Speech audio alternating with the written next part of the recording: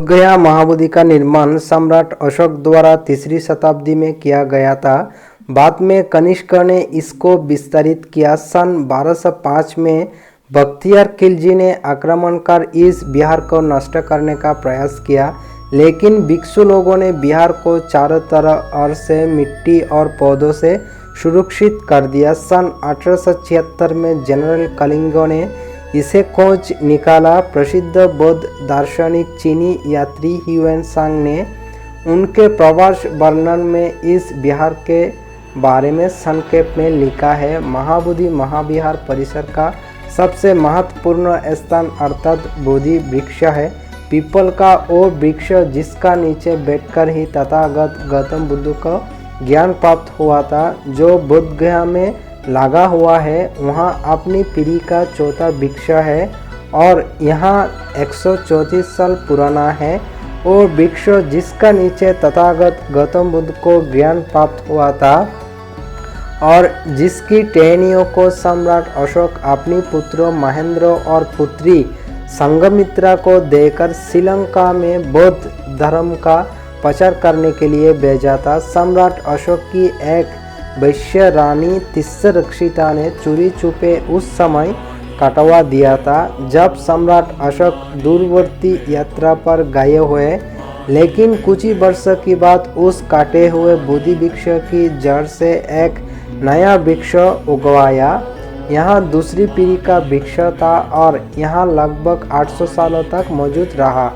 इस दूसरे वृक्षों को बांग्ला नरेश शशांक सन 602-620 ईस्वी, जो कि ब्राह्मण धर्म की शैव संप्रदाय का अनुयायी था और बौद्ध धर्म का कट्टर शत्रु था, उसे जड़ सहित उकरवाने का प्रयास किया था, लेकिन जब वो इसमें नाकामयाब रहा, उसने उस बोधि वृक्षों को कटवाकर उसके जड़ों में आग लगाकर नष्ट कर दिया था।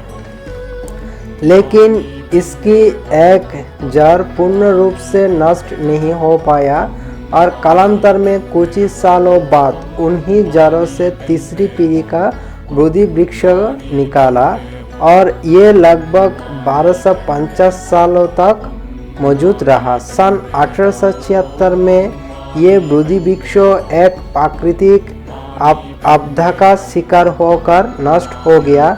तब लॉर्ड कलिंग ने सन 1880 में श्रीलंका के अनुराधापुर से बोधि वृक्षों की शाखा को मंगवाकर इसे बोध गया में पुनः स्थापित करवाया, जो इस पीढ़ी का चौथा बोधि वृक्ष है।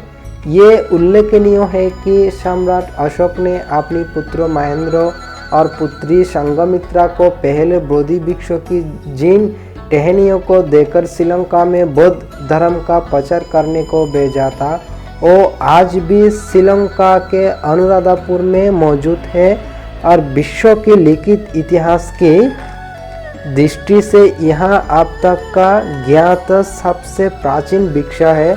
लगभग 2250 साल पुराना है। आज जो बोधि वृक्ष बोध गया में दिखाई देता है, वो इस पीढ़ी का चौथा वृक्ष है। बोध गया महाविहार को BTMC भी कहा जाता है, यानी बोध गया टेम्पल मैनेजमेंट कमेटी भी कहा जाता है।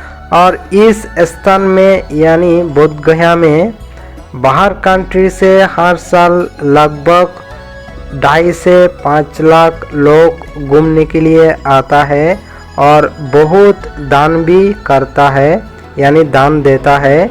और बोध गया महाविहार यानी BTMC भारत में ही स्थापित है।